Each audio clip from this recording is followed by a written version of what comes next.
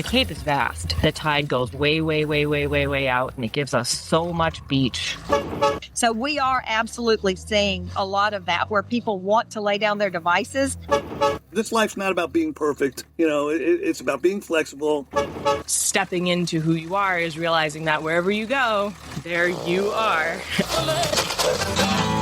RV Life. RV Life. RV Life. RV Life. RV Life. RV Life Podcast. You know what I love most about RV Life? And not just the app, but this lifestyle. Oh boy, I don't know if we have time for all that. The people. We've met so many different RVers who remind us of why the RV life is so special. That's really true. And this episode is packed with those people. Travelers, storytellers, entrepreneurs, campground experts, and RVers who've spent decades learning what really matters on the road. Welcome back to the RV Life Podcast. I'm Jim at RV Life. And I'm Renee. Today we're talking about everything from Cape Cod beaches and bike trails to independent filmmaking from an RV, plus practical advice from a lifelong boondocker and a look at new camping trends shaping the future of RV travel. First, we'll head to the Northeast, where John kicks things off in Cape Cod with Liz Di Giralamo from the Cape Cod Chamber of Commerce. And if you think Cape Cod is just lobster rolls and summer crowds, this conversation may surprise you. Then Jim and I talk with John Kaufman from Gone with John. He's been RVing for more than 40 years and shares some incredibly practical advice for RVers, especially people getting started later in life. Rose and Glenn then sit down with RV entrepreneurs Jack and Claire Kennedy, the creators of the independent film You Are Here. They're taking their movie on tour while traveling across the country in an RV with their kids and dogs. And Bob wraps things up with RV industry consultant Sandy Ellingson, talking about where camping trends are headed, including younger campers, glamping, and why people are craving real connection again.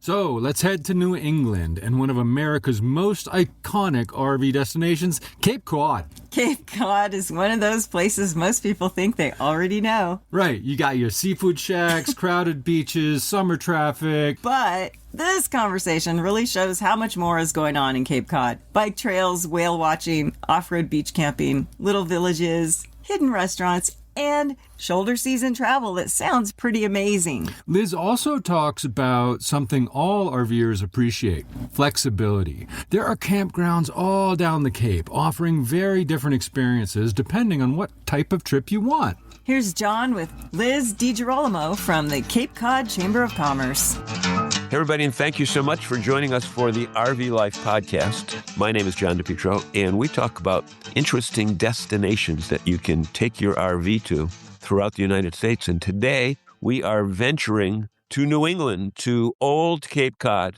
as well as New Cape Cod. And our special guest is, I got to make sure I get this right, Liz Di Giralamo. Did I get it right, Liz? Yeah, perfect. Okay, perfect. And she's the Director of Tourism Marketing and Outreach at the Cape Cod Chamber. And Liz, there's so much going on at the Cape. People think of the Cape as Memorial Day to Labor Day, but it's really a year-round destination. And there's so much for RVers to do here, from the big park right at the Bourne Rotary at the canal to parks all the way up into Provincetown. Talk about why RVers should consider the Cape Cod for their next vacation. Well, thanks for the opportunity to talk a little bit about this. I've done a lot of thinking about it since you reached out. And the Cape has anywhere from 25 to 30 locations. They're all a little different, but it's roughly 25 to 30 campgrounds total that spread, as you said, from Bourne all the way to P-Town.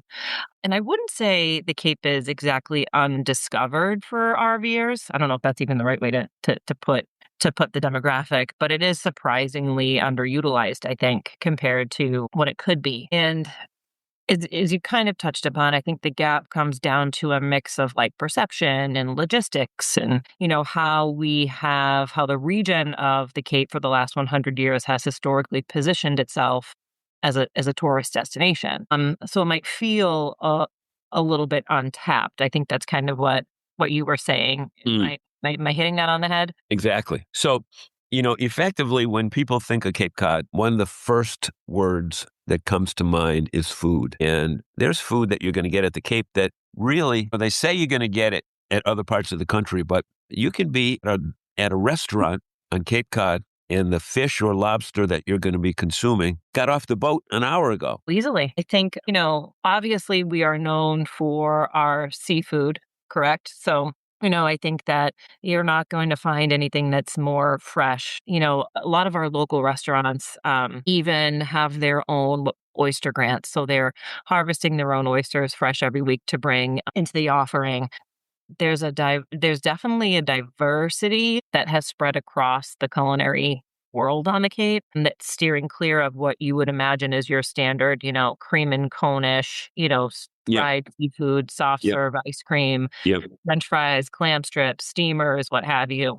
So there really is something for everyone. The Cape is vast. So, what's interesting and sets us apart, I think, than a lot of other destinations. It's obviously, as you are familiar with, Falmouth to Provincetown takes an hour and a half plus to drive, right? Right. It's actually faster sometimes for you to get from Boston to P-Town on a ferry than On it the is ferry, right? across Cape. So I think that, because of the year-round culture and because of, the cultural diversity as well, we've got everything from traditional Jamaican restaurants to Caribbean restaurants to Italian to various culinary trends. And you can find something in every individual town. So, And if you've got your own little favorite corner of the Cape, we could talk a little bit about what there is to offer. And it isn't all expensive. no, and There I is a think common misconception that, when people are coming to a destination for vacation, that the food is going to be pricey. I think that is true, for many of the restaurants, and obviously market value and market price on seafood varies. But there are some really great hidden gems as well. the little local hole in the walls. I mean, even on Main Street, Hyannis, Oh, you for can sure. find some hole in the walls that might not be right on the street, but might be down a little alley, and you can find food there that probably won't find in other parts of the country, because we've got so many different ethnic groups that have come to the Cape that live in the area for the past 100 years or so that really give you a diversity. So food is one thing. Another thing that people talk about with Cape Cod, and I want you to discuss this a little bit further, is the beaches. And there's, again, the little town beach that is secluded to Mayflower Beach or to Craigville Beach, which are open to the public and, are huge beaches. Yeah, I mean, obviously, we are surrounded by an extraordinarily high mileage of coastline, right, on both sides. So there is, there's 559 miles of coastline. I believe that, don't hold me exactly. It's over 550 miles. And we're known for some of the finest beaches in the world, particularly along the national seashore, right? Which is like a 40-mile stretch of like untouched beach on the outer Cape. And that coastline is obviously constantly evolving and changing. Every storm, it changes. Right. But there is something that kind of can suit everybody's like vibe, right? Or everybody's taste. So you had mentioned Mayflower Beach, right? So you've got the Bayside where we call those the flats. So that's where the tide goes way, way, way, way, way, way out, depending on the time of day. And it leaves warm little tidal pools, and they're great for families, and it gives us so much beach.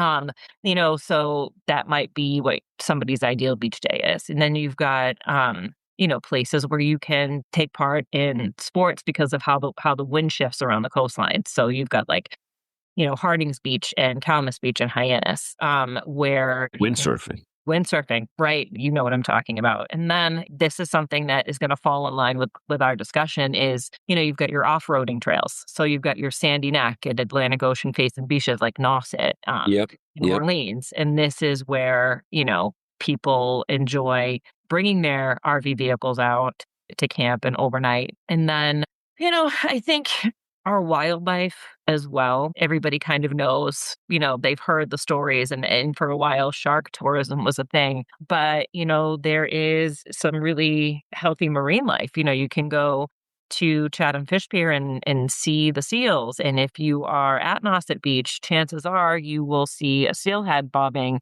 a few yards from the shore. So there is some adventure to be had as well. Yeah. Yeah. And, I forgot this. put it down, but there are very few parts in the country that you can go whale watching. But this is a premier place, going out of Barnstable Harbor or Provincetown and seeing these. You know what? You can't imagine how big they are until they're right next to you in the boat, right? Well, it's pretty wild. I think you're talking about Stellwagen, right? So is one of the world's largest whale feeding grounds, which is located off of Cape Cod Bay. So yeah, it's pretty extraordinary. If you get out there, and you got to be ready for a long haul, right? It's about a 4 hour from, if you go out of Barnstable Harbor, you're getting way out there. So you have to be ready to spend some time. But when you do get out there, for example, Hyannis Whale Watcher has a naturalist on board where they're able to give you information above and beyond what you're witnessing. And you're right, when you are out there and you are seeing these enormous, beautiful whales breaching, and you can hear them and you can actually feel it, depending on the day, you are oftentimes accompanied by somebody who knows the name of the whale, how old that whale is, how long it's been in the area, what its habits are, its likes and dislikes. It's really an interesting experience, and everyone should definitely do it at least once.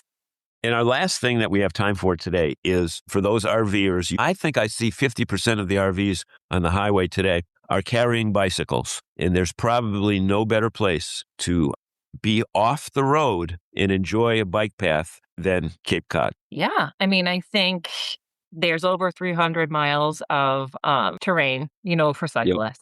Yep. And the best way to do that, is to, I would say, Rail trail. The rail trail. So we've got bike paths here. So there's the Cape Cod Rail Trail, which is 25, it's a tongue tire, 25-mile off-road paved path. And then you've got the Old Colony Rail Trail, and that's approximately 8 miles running from Harwich to Chatham. And then, of course, the Canal Bike Path. So that's about 14 miles paved. And that gives you off-road and access to paved on the Sagamore. Yep. And then, of course, the Shining Sea Bikeway, which tends to be a favorite of a lot of locals. It's about 10 miles of paved off-road trails. Right down. Yeah. And the interesting part that I find about the bike trails is that each of them takes you through some amazing little villages. It's not just out in the woods, but some of them go through little towns that you can stop and, get a pastry or a seafood roll or some lobster roll or something like that. You can stop along the way. Cool. That's right. Yeah. Liz, how about a place online that our folks can go to get more information about the great opportunities at Cape Cod, either with their RV or without their RV? Yes, of course. So you can visit our website, which is capecodchamber.org. And another thing I would encourage your listeners to do is follow Visit Cape Cod on social media. So we do have Facebook, Instagram, TikTok, and YouTube. So it's at Visit Cape Cod. And there's often opportunities for, folks to participate in giveaways. We just launched a spring getaway giveaway. So anybody who'd like to enter for that, you can find that on our social media platforms, link in bio. But that's a really nice way. I think that Instagram, and Facebook allow us to paint a picture through images as well. And that can be really, images resonate, right? And I think that's a nice way to see what life is like year round here. We spend a lot of time talking about what we call our shoulder seasons. And I do think that would be a really great time, May, June, September. It's kind of perfect, fewer crowds, rates can be a little bit better. You can still get everywhere and see everything that makes Cape Cod special. Like you said, the bike trails or your coastal drives or get your fresh seafood, and things are still open, and the campgrounds that are actually close to the water, space, which is probably rare in our busier season. So for food, beaches, biking, entertainment, and a good time, it's all about Cape Cod. And Liz, we want to thank you so much for taking time from your busy day to be with us here on the RV Life podcast. Of course, it was fun, and I'm happy to be here. Thanks for the chance to let us talk about the Cape and why we love it and why you should come. We want to send our listeners to come see us. Thanks so much. Have a great day. Thank you. I didn't realize there are so many different ways to enjoy RVing, camping on Cape Cod. Me neither. And honestly, the biking alone sold me. Any destination where you can bike into little towns and stop for seafood sounds pretty near perfect. I liked her point about that shoulder season travel. September on the Cape sounds a lot less stressful than RVing with peak summer crowds. Oh, yeah. Now, our next guest has a very different RVing perspective. John Kaufman is the John from Gone with John. He's been RVing everywhere for more than 4 decades, and he's learned a lot along the way. That includes mistakes, breakdowns, oversized rigs, boondocking, budgeting, and figuring out things as he goes. And honestly, some of his advice could really help new RVers relax just a little bit. Here's our conversation with John Kaufman from Gone with John. John, thanks so much for joining us. It's great to meet you. Good to meet you, and thanks so much.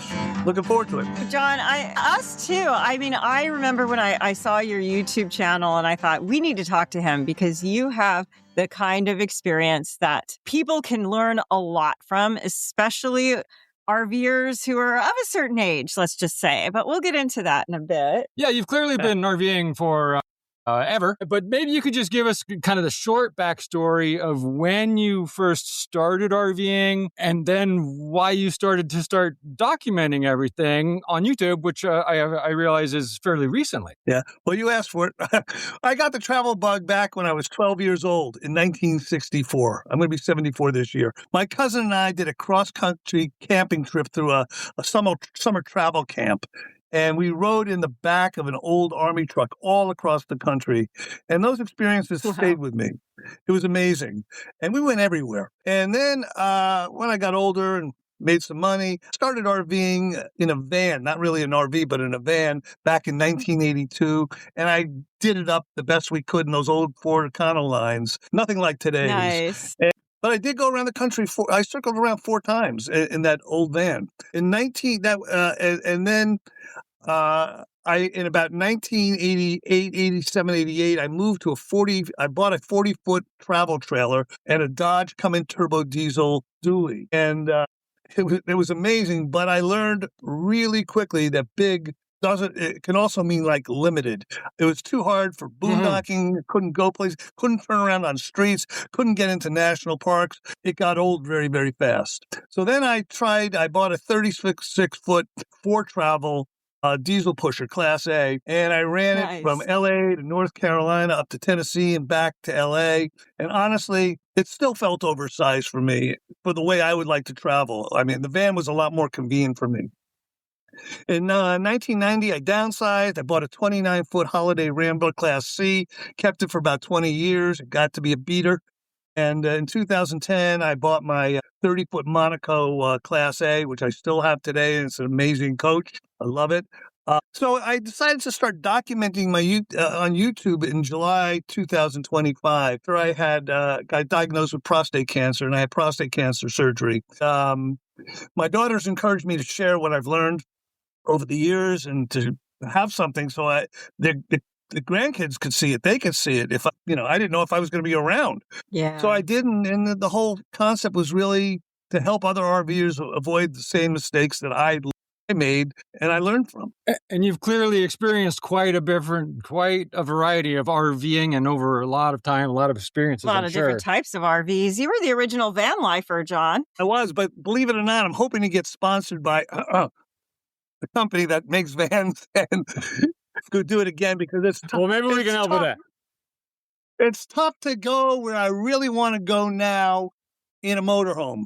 I'd like to get a 4x4 a big van where I can have slide outs and do what I want to do and get up to the high mountains and stuff. So can't do it in this coast. Yeah. Oh, no. You're a boondocker from what I understand. We were just talking about that. Yeah. That's sure is a nice way to camp.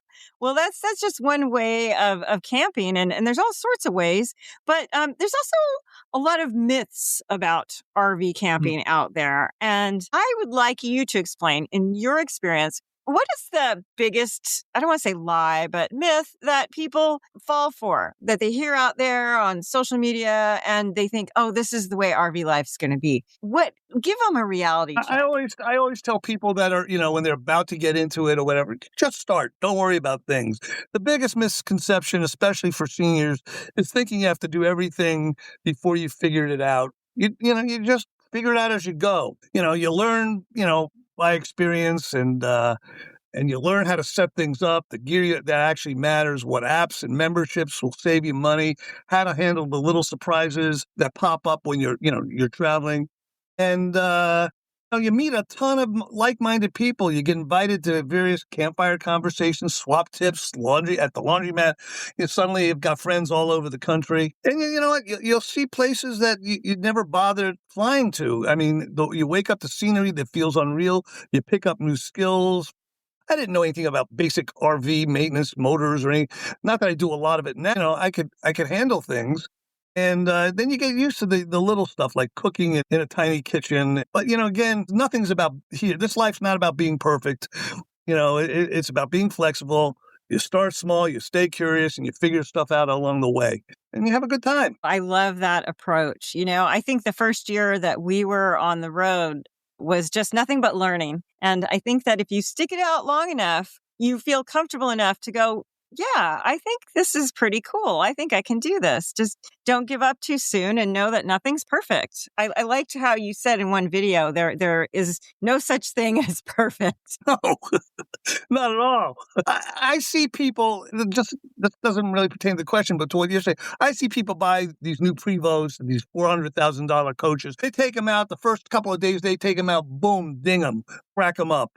Or they're on the side of the road in the back of the, I don't care what you have. Nothing's perfect. You learn as you go and have a good time. Mm-hmm. And John, I bet when you first started full time, you were of the mindset of just go and do it and see how it went. Is that how it went? That's I wanted to get back to where I was when I was 12, just going all around and seeing all these things.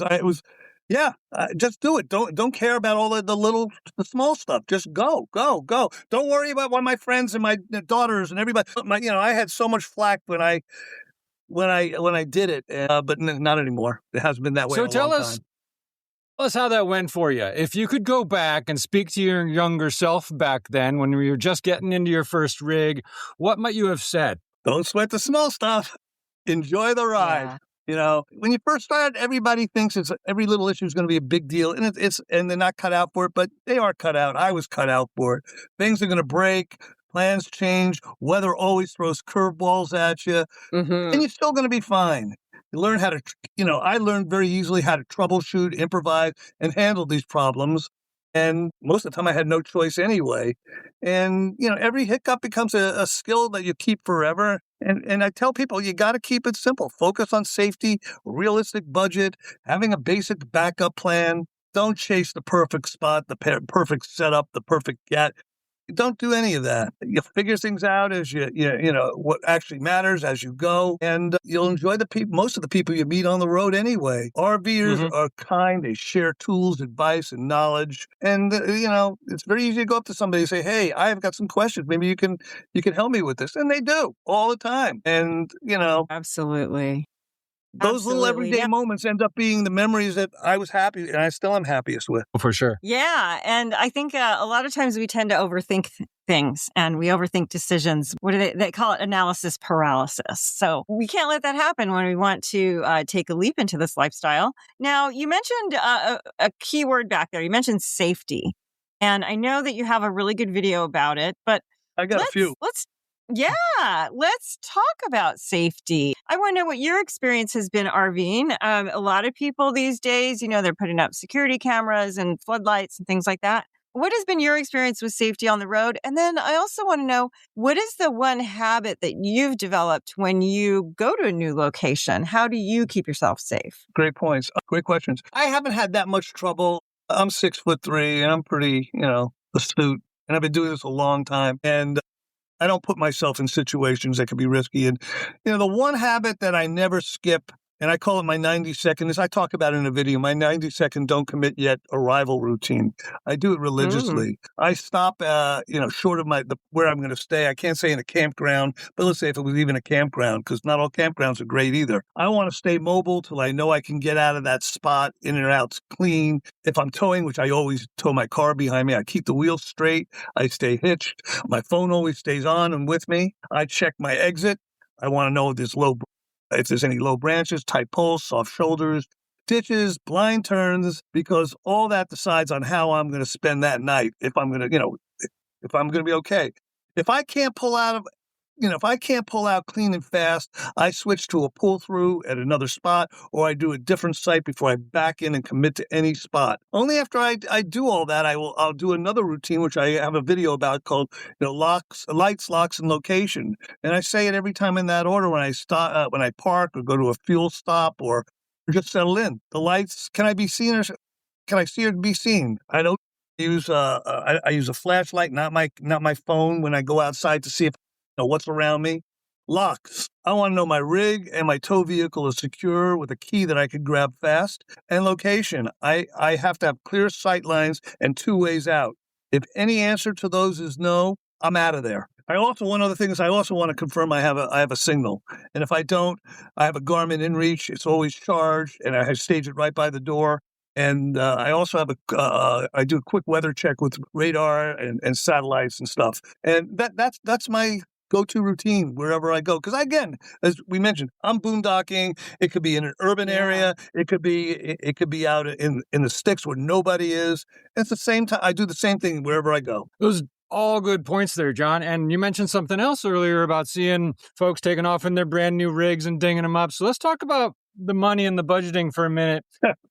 Maybe you've seen those people leaving the lot in their Brinkley, and who knows what they have, a kind of mortgage or not they have on it. But what do you see as the most common budgeting mistake that people might be making out there when they get their first RVs or even later in life on the road? I can't really say what their mistake is, but maybe they can learn from some of what I've done. For me, my smartest budgeting decision is that I stay needs-based, especially with gear.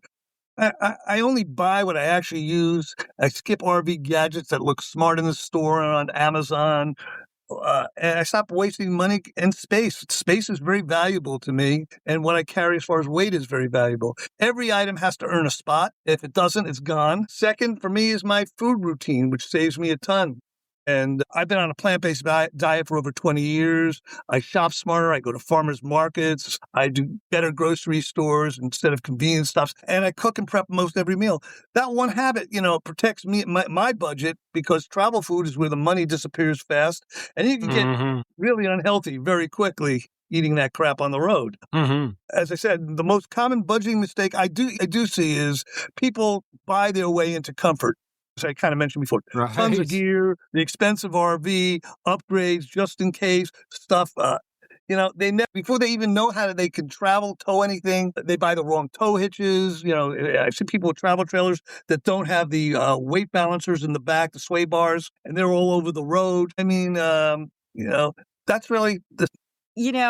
I have to agree with so much of what you said. I mean, you budget for the things that are necessary, and then everything after that is icing on the cake, but don't buy your way into the creature comforts, because I think that's where things can go wrong really fast, especially if you're not prepared for a type of roadside emergency or a new set of tires. I mean, it's not a free lifestyle. People think that it's low cost, but your money just shifts where you spend it. My biggest cost is gasoline. And other than that, it's not much. I know how to get water pretty much anywhere. I have a composting toilet, so I don't worry about going to dump.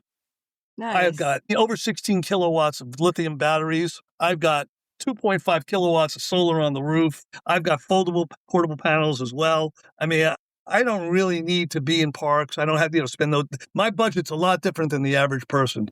Yeah, and that shows a super high level of commitment to this lifestyle. And that's what I especially love, because you're sharing so much good experience that's so useful, whether or not somebody is strictly into boondocking or RV parks or maybe a little of both. But what keeps you committed to the type of RVing that you like to do? Because we used to boondock a lot more than we do now, and I think we got a little lazy. You're really adventuring out there, John. I'm really in awe of your solar setup and how you travel. What keeps you committed to it? Thank you. Well, what keeps me committed is freedom. It's really the freedom. Being able to wake up in a remote place, wake up at the beach or in the mountains, meet new people, and having new experiences, which goes back to when I was 12. I'm just not built to stay in one spot. I do own a house free and clear in a great area. One of my daughters lives there. I go back once or twice a year. That's about it. The best part of this for me is there's no calendar to follow. There's no deadline that forces me to come back Monday morning. If a campsite, I can't say a campground because I try not to ever stay in one. But if a campsite feels peaceful to me, I might stay there an extra week, an extra day. If it doesn't, I move on. I chase the seasons. Beaches, mountains in the summer, and I aim for sunny, warm weather. And when and in the winter, even in the summer, I like. You're here in California, this is We're fantastic. That familiarity calms me way down than hotels could ever do it. I have my bed, my kitchen, my animals. So my motivation has not really changed over time. If anything, it's just gotten better building my travel around what feels good for me. You said the magic word there, John, freedom. That's the whole, when people say, oh, it's the one word, you're doing the reason you're doing what you're doing. And it comes down to freedom for me. And so many people live in the default life. They are seeking that freedom and they want to retire and buy an RV and hit the road. For those people out there that, are planning the trip and they're going to retire and hit the road, or they're just, at a certain age and they want to start RVing, what's the first step they should take? Do this the right way so they do enjoy it. First, I left one thing out also before. When I am camping, sometimes like I am today, I'm outside of Los Angeles. And I get comments about, you can't stealth camp, you can't boondock in a city. Let me tell you, I have boondocked in New York. I have boondocked in Los Angeles. You do it right, and I have videos about it, but they don't believe it. I get comments, oh, you can't do that. I talk about the knock on the door and how you avoid it. It's a realistic lifestyle, and you can do it. So to answer your question, rent a rig for a week or a weekend. Okay, better for a full week or 2 weeks. Treat it like it's a full-time lifestyle rehearsal, not a vacation.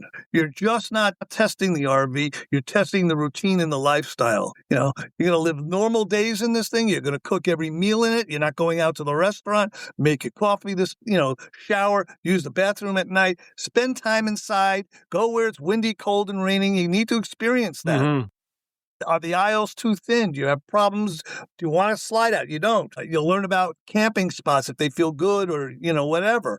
And so it's a dry run, and it's going to let you know real quick if you like this lifestyle. Don't go out and spend That's a great idea. $300,000 on a motorhome. Don't do that. Don't get a $30,000 trail. Try it first. There's chances on the first one. That's a great idea. Yeah, I love that there are so many options now to rent RVs. I mean, those weren't around even 10 years ago. You didn't have the private person-to-person rentals going on. Right. And they weren't around at all. Yeah. So, John, so I try to talk on the channel about my experiences and what I've learned and some shortcuts out there. I've got 4 videos coming out today and tomorrow, which I think people are going to really like as well. So, a little hack. So tell everyone listening, John, what is that channel? Yes. Where can they learn more? Gone with John. And it's John. Yes. Check it out on YouTube, folks. Thank you so much, John. It's been a pleasure having you here. Nice talking to you. Great to see you. Maybe we'll run across each other somewhere. I hope so. I loved that conversation. Me too. John has that calm confidence that only comes from rolling with this lifestyle for a really long time. And I think a lot of people need to hear what he said about not waiting until everything feels perfect before getting started. There's no such thing as perfect. The RV life is basically one long learning experience. If you wait until you think you know everything, you're never going to leave the driveway. I also like his safety routine. The whole lights, locks, and location system is practical and simple. And realistic. He's clearly thought through how to stay flexible and prepared without living in fear. And speaking of flexible, let's shift from RV freedom to storytelling on the road. Right. Speaking of stories, Rose and Glenn had a chat with Jack and Claire Kennedy about their independent film, You Are Here, and how RV travel is playing a lead role in their nationwide film tour. See what I did there? Ugh. This RV entrepreneur segment is such a unique mix of filmmaking, entrepreneurship, family travel, and RV life. Leading role. Where were we? You Are Here with Rose and Glenn and the creators, Jack and Claire Kennedy. Welcome, Jack and Claire. Thank you so much for joining us today. Thank you for having us. We love being here. This is going to be good. Okay, Jack, you're an actor, you're a writer and producer, and Claire, you are a writer and producer. you both just recently produced an independent film called You Are Here, and it's based on a life experience that you, Jack, you had. Yes. Which you ended up living in a 68 Winnebago. Is that correct? Yeah, a broken down 68 Winnebago out behind the mechanic's shop for 9.5 days while he was trying to fix my car. Yeah, we can't wait to hear the rest of that story and your plans to promote this film on the road with your family, your 2 dogs, in an RV, in that RV, right? Yes, exactly. Well, not the one that's in the movie, not the old 68 one, but our RV. Okay. Yes, that's right. Yeah. Nice. So can you guys give us some insight into what You Are Here is about and how an RV really ties into the entire theme? Yeah, absolutely. Ani, do you want to speak to the You Are Here? You're more philosophical than I am. Oh my goodness. Wow. Pressure. Okay. Well, actually, I think I see the You Are Here film slightly differently than he does, which is fine. He's the writer, I'm the director, but he's the star. I don't know who gets more credibility. I'm not sure, but I like to think of it as a really sort of hopeful story about a couple different things. One of which is that it's never too late to become who you want to be, basically, I think is a really big theme of the film. And part of stepping into who you are is realizing that wherever you go, there you are. So, whether it's, the back of a mechanic's shop where you're stranded, or, Los Angeles where you started out, or New York where you're trying to get to, it's going to be the same you every which way until you decide to make the change and be who you're going to be. Yeah. And it's about being in the present moment, dealing with anything you have in the present moment. And our experience in RVing is you are always dealing with the present moment. And if you are not, you're going to miss out because there's so many awesome things to see and so many little places you can pull off to and just go visit that you would never know about if you weren't, riding around the RV. And I think that's important. If you're RVing across the country, you be present in where you are and enjoy the heck out of it. You're right, because that resonates so well with every one of our RV listeners who either live full-time or just take part-time trips, that you are so in the present. And it is, wherever that RV is where you are. That's your home. Exactly. You embrace the culture. You learn everything that the people have to offer. It ties in. Yeah, and if you take the chance to dive in with locals and meet the people, it becomes a much more rewarding experience, right?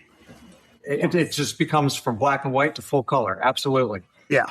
Yeah, and as RVers, especially in the beginning, we tend to rush and go, and I want to see this and that. But then you learn after a while that, okay, that'll burn you out real quick. You need to slow down. And like you said, enjoy and be in the present. So, yeah, absolutely. Excellent. Yeah, so let's talk a little bit more about this film. When does this premiere? Basically, our world premiere is going to be in Las Vegas on May 26th at the Beverly there. And you were taking this on a 25-city screen tour, so I guess officially every city is going to have its own premiere of You Are Here throughout the summer. That is awesome. And so explain a little bit more how this, you're taking it on the road. You're using in an RV. You're promoting it. Yes. So, we have this 2019 Mini Winnie. This is Winnebago. And we've had it for a few years. And we used it. The Winnebago is a main character in the film. And that's because when I was stuck there in real life, that's what really made me say, it inspired me, the Great American Road Trip, just being in an RV. And the mechanic Ray, who I play in the movie, but he was a real guy. And it was his dream. He had bought this RV to get out of the city and go to see America, but he never left. It was just sitting in the weeds. So the fact that our RV was in this played a character, we just said, hey, let's take this on the road and distribute it because you can. The sign hanging behind us, your viewers can't see it, but that banner will hang on the back of our RV. So it's great. You can't hang that on a car. But yeah, it just seemed like a no-brainer to jump in, travel around the country, bring this film to wherever we can, and, kind of rally people around it, hopefully. And it doesn't hurt that it's also the 250th birthday of America. So I was going to mention that. Yes. It'll be incredible. Like I want to show we're going to be in Philadelphia. I want to show our kids, the Liberty Bell and teach them some of that, the culture about America that they have no idea about. There's a lot to learn and there's a lot to discover about that culture. I didn't even see that tie-in. That's pretty cool. Did you guys film any scenes in the RV or is it just outside? Like, how did that go? I'm sure there's a lot of logistical things with filming like that too. We shot both inside and outside of the Winnebago and also on top of the Winnebago, which was a challenge. But no, it was great. She looked fantastic in every weather. We did have an unfortunate awning incident. The awning did fall in the middle of a take, so that was a little awkward. But it all worked out. It all worked out. No injuries. So no, I think that she looks fantastic. I mean, Jack likes to call it Larry, so I'm sorry, I'm misunderstanding, but I call her. So I think the RV name. Okay. I think the Winnie. I think she looks pretty good, especially for her age. If it's very inappropriate for me to say, was it filming inside of Larry? Was kind of because we get the lighting correct. It was a little awkward. No, actually, it was great. I mean, it was a little tricky with our sound people. You're sort of like, the tight place, spaces, but a little tight space. But it worked out well. And also, it did double duty as like a holding area for actors and anyone who needed to do, just work, because it was on set every day with us, whether we're using it or not. So it, double duty. It was fantastic. That's true. Can we back up to how you're going to promote and travel the entire country? How do you get the word out so that people find you? Well, first of all, open to ideas. It's things like this. Every little just touch helps. And it's a lot of social media marketing. And frankly, the backbone of this, what makes it possible is I am very blessed to have lived all around the country, North, South, Midwest, the West Coast. And I graduated from West Point. So a lot of my friends are really good friends and they live all around the country. And so in every place we're going, I have one of these or a few of these people I can call and say, hey, help me gather people, go promote for me. And without me being blessed with these really great friends, this would probably not work. But that's what we're relying on, kind of, our networks. Impressive background, by the way. West Point, congratulations. It's very cool. Appreciate it. I want to know how long this film took to produce. I mean, as an independent filmmaker, was this your first film? And then, how long did this take? Yeah, it's my first film. I had the final version of the script. I mean, we changed it for set, but I finished it in 2012. And I was going to film in Shamrock, Texas on Route 66. I had a bunch of stuff planned. I did an Indiegogo campaign, raised some money. I got, a few people attached and it all fell through. And I attached Judd Nelson to this script in 2015. So he was hanging on for 10 years while I kept trying to maybe get money. And then COVID happened. I think I was getting ready for COVID. We did a great stage reading and it went off well. Some producers came to me, said, hey, let's make this. Then the business shut down. So basically it's been a good almost 15-year journey just to get this shot. Yeah, that's amazing. What's involved for, handling all the production yourself? Okay, I know that's a really big question. Yeah. You have to do everything. And what you realize is movies, when, especially on a Marvel movie and you get the end, you roll the credits, and it's about 5 minutes of credits because that's how many people worked on it. We're going to have about 20 seconds of credits. And so you don't have the people. So you have to learn everything. And if you don't know how to do it, you got to figure it out. That's the toughest part. But I will say that we were incredibly lucky to have some pretty amazing people come and join us on this adventure. And the people who came and stuck it out with us were really spectacular. And there's no way we could have done it without them. So whilst it does feel like you're doing an awful lot yourself, it's impossible to make a movie by yourself. It is the most collaborative art form. And it's better because of it. And that's all of the energy that they bring is what makes it what it is. Yeah. I did learn that the most important people on the set are not the actors for sure. Oh, newsflash. Actor learns something new. Actor, not center of universe. Oh, my God. Well, I didn't say it was the center of the universe. The trades. But it is. I mean, you can't do this stuff without the crew. The people, you can't. I mean, I know it's stupid, but yes, you cannot do it. I admit it. You can't do anything without this crew. All right? Yes. Oh, you guys. Welcome to the party, Sal. We're just glad you made it. Glad to catch up. I'm here. I'm awake. I'm awake. I love this. Are there any business systems that, because we always talk about business systems that the solopreneur, the entrepreneur, that they run while they're on the road? I realize you aren't on the road at the time of filming this, but are there any systems that you use that are so, so powerful that they keep everything in line to run your business? Here's a moment for some pure honesty. It's absolute chaos, and the problem is we don't have systems. And when give us a second, we'll come up with one though. Go ahead, you talk. I'll think. And you guys probably know this. When your kids were younger, and the kids, our kids are 8, 6, and 4, and we used our house as the base camp for this shoot in particular, and our RV is the base camp while we travel and we're living there.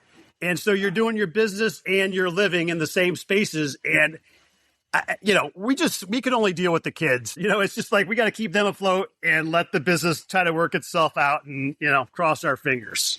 Well, I mean, I don't know if this helps at all, but I think it's sort of a little bit what I was saying before, that what's nice about the RV when it comes to the business is the sort of like the latitude that it gives us, because it gives us a certain amount of flexibility that we couldn't otherwise have. It's like I was saying before, that we could never, the distribution model that we are sort of pioneering this time around is only possible because of the RV. So because we can bring our entire family and our dogs, and as I was saying before, we're creating a sort of little traveling exhibit to like accompany the red carpet for these premiere events. That's only possible because we have the RV. And so I think, in terms of a business system, it's the flexibility, in fact, that we sort of, unfortunately, for better or worse, embrace regardless.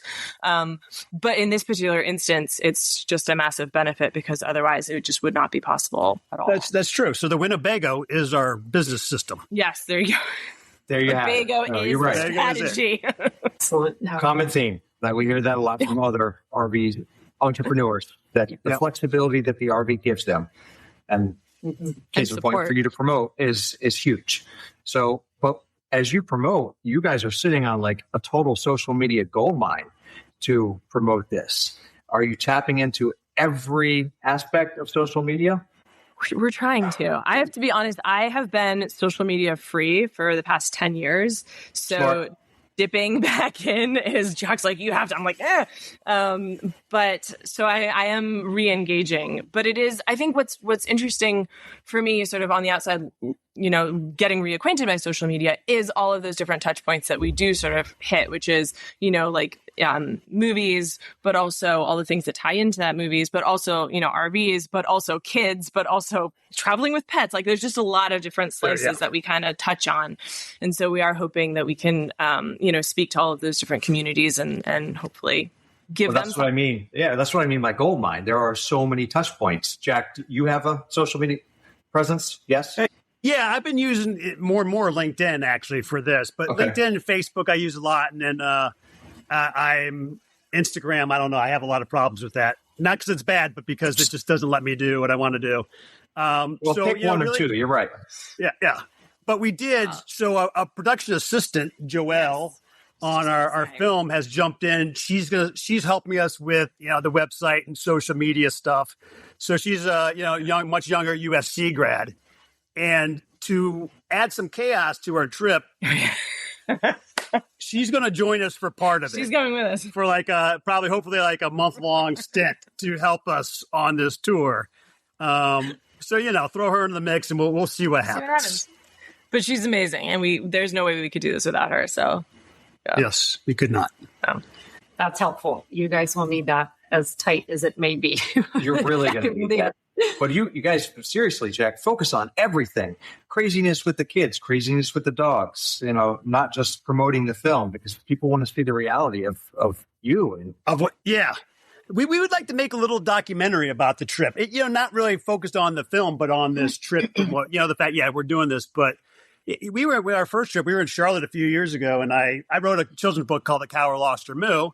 And Claire went into this little bookstore, independent bookstore, and got them to buy some copies.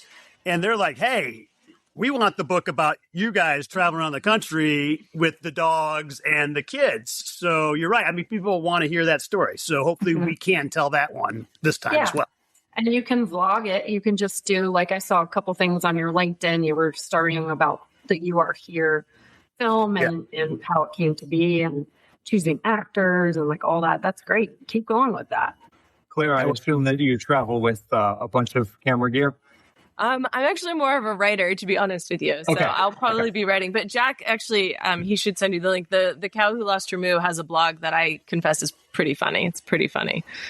Just the general exploits of the children and him, the other child, the big one. The big child. No. The big child. I think I have that. You sent that on the link, correct? Yeah. Yes.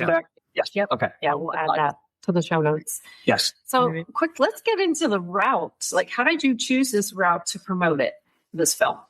Well, we knew our endpoint. Darts. I'm just kidding. We knew we wanted to go from here all the way up to Maine.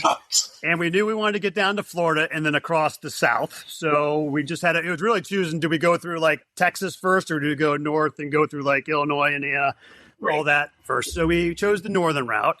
And then just picking cities, I moved here from Chicago. So we're doing, Chicago's going to be one of the first ones, in Milwaukee, and then 3 cities in Ohio. We're just going to keep going east all the way up to Bar Harbor, Maine, and then work our way down the coast and be right in the heart of D.C., Philly, all that cool stuff for the 4th of July, which I think will be, that's going to be a great area to be at that time. Yeah. So that played a part of it too. I wanted to be in the heart of, the early America for the kids when we, hit the 4th of July weekend. That's great. And the northerly route is perfect for the summer too. You don't want to be south in the heat. So perfect. When this film comes out, You Are Here, how are our listeners able to find it? It will be for sale on our website, youareherethemovie.com. And then the other factors are us getting it into more theaters. So as we travel around, we're going to talk to theater owners and say, because normally you have someone go through it and they do all the deals, but we're going to talk to theater owners and say, hey, will you run this for a week or 2? So hopefully we'll get a lot of independent theaters around the country doing it. And then after that, it's going to be either streaming or we find a distribution company that will get it onto a screen. But more than likely, how the business works these days is going to be on a streamer. And, for a while, you'll be able to buy it on Amazon or Apple. And then hopefully a network, Netflix or someone picks it up and runs it. There's just so many avenues you can go with it. And we hope that our hustle on this tour and what we can do will actually lead to something much bigger than we are even dreaming of right now. I hope it does. I hope so, too. I can't wait to see. Is there any other website or anything else you would like to include for people to find you guys and what you're doing? Yes. The cowwholosthermoo.com. And that's where you can find my blog and the children's book about a cow who loses her moo. It's supposed to be a metaphor for your happiness is your moo. And sometimes we lose our moo for no reason. It's just part of life. And we don't have to go looking for it anywhere else except right inside of us. That's nice. Not to be confused with Mojo, but yes. Jack and Claire, this has been so much fun. I thank you so much for taking the time, coming on today, sharing your story and how you're promoting this film. It's been really cool listening to this. Oh, thank you for having us. Before we close this, is there anything else that you would like to add or that you think our listeners would like to hear about You Are Here, anything? For me, yes, I would like people to know that this is kind of a story about America. The idea, the background is the great American road trip and that dream. And I think if you are in an RV right now and you're listening to this because you're an RVer, you are definitely living the dream. And also just the independent film is so important and it's becoming really hard to do. It's hard to do in Hollywood. You need to go outside, and then you can't get distribution for them. They're not putting them in theaters. So, you supporting indie independent film, and this, if you see us on the tour, is going to go a long way to helping indie film, get back on track and find its place in the world. Well said. Well said. I'm glad you added that. Thank you. Thank you. Claire, Jack, thank you both for coming on today. Oh, you guys are lovely. You're awesome. Thank you so much. Thank you. That has to be one of the most creative RV entrepreneur stories we've had on the show. Oh, yeah. Using an RV as their traveling film tour headquarters, it's such a cool idea. And it really fits the theme of their movie, too. Being present, slowing down, connecting with people and places along the way. I also loved how honest they were about independent filmmaking. It's a messy, exhausting, collaborative thing. Definitely not as some people might think it is. Kind of like RV life, right? Oh, yeah. And speaking of how RV travel habits tend to change, our final conversation looks at what's happening across the camping industry right now. Bob talks with campground and RV industry consultant Sandy Ellingson about newer campers, social trends, glamping, and why younger travelers are looking for real-world connection again. Here's Bob with Sandy Ellingson. All right, today we are talking to Sandy Ellingson, RV consultant, campground consultant known throughout the country. Sandy, welcome to the new RV Life podcast. Hi, Bob. I'm so happy to be here. I feel honored that you asked me to come on. Oh, happy. You know, it's coming around to camping season now, so we should look at maybe some of the new camping trends and maybe some forecasting for what we think, given all the issues in society today in the world. What's camping season going to look like to you when you talk to your campgrounds? Well, it's really interesting. We've done some new research, and so we're going to be giving some great advice at some of the conferences to our campgrounds. But one of the things that we're finding is that those people who are committed to camping are still planning on camping. They're not, even though gas prices are up and certain things are uncertain, being able to get out, in God's beautiful country and camp is still a benefit to them. And so they're going to be camping. They'll just be going closer to home, not necessarily traveling as far. So we are expecting those committed campers to still camp. We're starting to see a little bit of interest more in the Gen Z generation, and some of our parks are learning more about how to reach this generation. And so I think you're going to see a lot of event or themed type opportunities happening inside parks. We've been doing some already in some of the places that have already been warm. And what's really interesting is we had a park that literally did a weekend on how to build a campfire. And they had 90% occupancy. And it was of that 90%, probably 65% were under the age of 30. And these are people that, they didn't necessarily grow up camping, nor did they grow up where they were out building campfires. And so it was of great interest to them. Many of them traveled there by themselves. And so they were interested in connecting once they got there, but they weren't afraid to travel by themselves. So all of these are new trends, things that are different that we need to learn about and we need to know as a campground. But I think also I started out as an RVer and a camper. And so I want to know, who do I want to bring into my camping community? Because I want to see this grow and thrive. And so I can now recognize, hey, that person might be traveling by themselves. Let me make sure I go and take that extra effort to go invite them over to coffee or to invite them around the campfire. So those are some of the cool things we're seeing. Don't you think that when we look at society today, there is a trend that Gen Zs and others are trying to find a way to get off their devices and get into nature, get somewhere else where they can communicate with people. They've been doing it with phones and tablets and computers, and you don't have that human interaction. And certainly camping is a spot where that's ideal for them. Right. Yeah. And I think that some of that comes actually out of COVID, because it's funny how sometimes you don't realize how important something is until it's gone. And so I think a lot of the younger generation grew up with their devices. In the back of their heads, they were still thinking, I can go over to my friend's house if I want to and see them face to face. They just didn't. And then suddenly in COVID, when we couldn't do that, it was like, wait a minute, I don't think I've paid enough attention or have forgotten how important that face-to-face was. So we are absolutely seeing a lot of that where people want to lay down their devices. In fact, we actually have one park who is testing what they call the no device zone. And when you come into this building in their park, you have to put your device in a box. And so they go in, and then when they leave, they can get it out. But what was funny was they're treating people as if they're addicts, when in honesty, we all are. Yeah, I mean, right. Have you ever felt your phone vibrate on your hip and it wasn't there? No. Gosh, I find myself, wearing my phone in my pocket. And there are days when I feel like my hip is vibrating and I reach for my phone and it's not there. And I'm like, my body is reacting to a phone that's not there, right? That's definitely a problem. So I wonder if that's not something we need to all really focus on and get away from. That hasn't happened yet. Oh, Bob, you're not using your device enough. Yeah, I'll have to use it a little bit more. With respect to camping trends, is glamping still very popular and growing? What's the demographics of it? Yeah, well, I think it depends on who you're talking to. So I think that tourism as a whole is down a little bit, but I think that people have so many opportunities. Sometimes that can create that all by itself because you've got to make a decision about what to do. And sometimes that's overwhelming.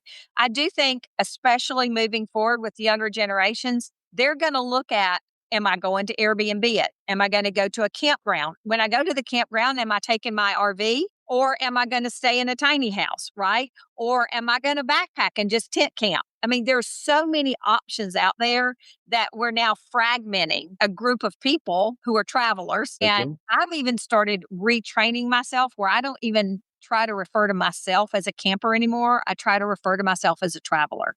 Because even I'm as much as committed as I am to camping and RVing, I realize I'm truly a camper. I like the idea of glamping, but the thing about glamping is, for me, it's more of that one-time experience. You like to go and experience the treehouse, and then you might go experience another kind of treehouse in another location, but you don't necessarily go back to the treehouse over and over again. Versus a campground, you form community in a campground. And so a lot of people will go back to the same campground over and over again because of the community.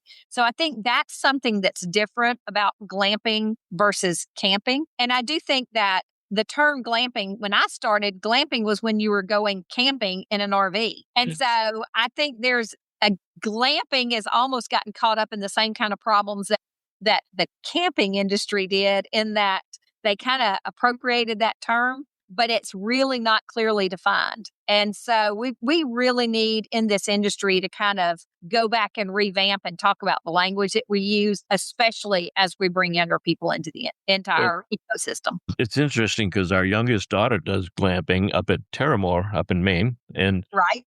She goes back every year, typically the same week. Okay. Kind of a celebration. I think it's near their anniversary, but they wouldn't miss it. They love it. Well, and I think Terramore is more like camping since it's a KOA property, because it's a lot of units in one place and you can form that sense of community. Versus now, a lot of the glamping units, you're not going in and finding, especially when you're talking true glamping, it might be 5 or 6 units on a property, right? And they're all a little bit different. And that's kind of what I think of as the glamping, the true glamping, the way it started, versus the Terramore, where it's really an extension of camping to me. Well, also, it's close to Acadia National Park and Bar Harbor. So it's in a more, I think, camping-friendly environment where you can do other things, where some of the glamping facilities are out in the boondocks and they're doing boondocking, but they're doing it in a glamping tent. Yeah, and it's a destination location as well. Exactly. So what types of shows are you going to be speaking at this year? We've got a couple of minutes left. Yeah, well, the biggest one that I'll be at is the Florida-Alabama Park Association, which is at the end of this month. That's going to be different because we're actually really kicking off a whole generation of new types of sessions, information. I think we'll see even more coming out of this show, ways of revamping and bringing in newer people and newer concepts to what's happening. So that's the big one for this year. But then I'll also be at some of the other state association shows, as well as all of this, the Tampa show and the Hershey show. Can't miss those. We always love to have you visit and give us an update. And I want to thank you very much. We're talking to Sandy Ellingson, campground consultant and outdoor hospitality consultant. We will see you down the road. And thank you very much for joining us today, Sandy. Sandy makes an interesting point there about how people are wanting to disconnect from devices and reconnect with each other. Yeah, well, camping naturally creates that environment. Campfires, conversations, community, and slowing down a little to connect with strangers. I thought her comments about younger campers were encouraging too. There's a whole new generation discovering camping without necessarily growing up doing it with their family. I laughed at that whole how to build a campfire weekend, but it drawing a huge crowd is really saying something. Yeah, it really says something about where people are emotionally right now. We're all craving experiences that just feel real. And the RV Life definitely delivers that. This has been another fun episode of the RV Life podcast, and I've been Jim for RV Life. We hope these conversations inspire you to explore somewhere new or try something different. So why not share that with the community? Join us in the RV Life or RV Entrepreneur groups on Facebook, or see how easy it is to share your story with listeners at podcast.rvlife.com. As always, you can connect with our guests and find any resources mentioned on the episodes page, including Visit Cape Cod, Gone with John, You Are Here, and Sandy Ellingson's campground industry updates. Thanks for taking another trip with us today. It's been a good reminder that the RV Life isn't about perfection. It's about freedom, flexibility, great people, and discovering what matters most along the way. And if all the little things in your RV life are starting to feel really big, remember, don't sweat the small stuff. Enjoy the ride. RV Life Pro isn't just a service. It's an all-in-one solution designed to make your RV experience simpler and more enjoyable. From planning your trip with precision to maintaining your RV with ease, we've got you covered every step of the way. Don't just survive the RV lifestyle, thrive in it. Visit rvlife.com to discover more about how RV Life Pro can enhance your journey.